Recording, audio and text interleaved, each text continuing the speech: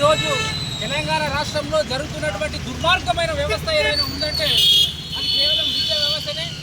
ఈరోజు డోన్ వాంగ్చూమ్ అనే వ్యక్తి 20 రోజులైనా కూడా ఇప్పటికీ ఆమరణ నిరాహార దీక్ష చేస్తున్నప్పటికీ ఆయన దగ్గరకు పోయి ప్రభుత్వం ఇప్పటికీ చర్చలు జరుపుతలేదు. మరి నీట్ పరీక్ష ఎందువలన మరి లీక్ అయింది అనే విషయము ఎవరు చెప్పాలంటే కేంద్ర విద్యాశాఖ మంత్రి అయినటువంటి ధర్మేంద్ర ప్రధాని అయినటువంటి దొంగ నిర్మూలమైనటువంటి ప్రభుత్వం మీద నడుస్తూ ఉన్నది. కేంద్ర ప్రభుత్వంలో ఇలాంటి జరగాల్సిన అవసరం లేదు. కానీ ఇదంతా కుమ్మక్కయ్యి 28 లక్షల మంది విద్యార్థుల జీవితాలతో ఆడుకున్నారు. మరి ఇప్పటికే 12 మంది చనిపోయారు.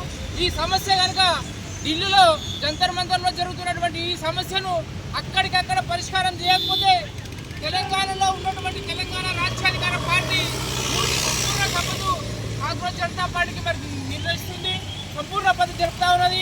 ఈరోజు తెలంగాణలో ఉన్నటువంటి మెదక్ జిల్లాలో ఉన్నటువంటి నాయకులంతా కాంగ్రెస్ పార్టీకి సంపూర్ణ సంఘీభావం జరుపుతూ ఉన్నారు. ఇదే కనుక భవిష్యత్తులో ఇదే కనుక రిపీట్ అయితే మళ్ళీ జరిగితే ఎక్కడికక్కడ తెలంగాణ రాష్ట్రంలో 33 జిల్లాలలో ఎక్కడికున్నా అక్కడ ఎక్కడెక్కడ ర్యాలీలు ధర్నాలు చేస్తామని ఈ సందర్భంగా కేంద్ర ప్రభుత్వానికి కానీ మేము డిమాండ్ చేస్తూ ఉన్నాం. ఇలాంటి దొంగ ప్రచారం చేయడంలో మరి ఎవరైతే ధర్మేంద్ర విద్యాశాఖ మంత్రి ఉన్నాడో ఆయన వెంటనే రాజీనామా చేయాల్సిన అవసరం ఉంది.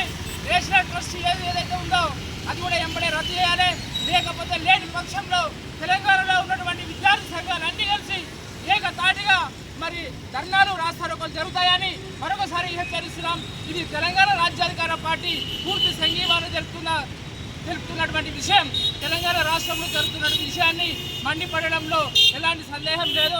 అందుకోసమే ఈరోజు మెదక్ జిల్లాలో ప్రారంభమైనటువంటి ఈ యొక్క దశ తెలంగాణ 33 జిల్లాలో అన్ని వర్గాలకు పోతా ఉంది.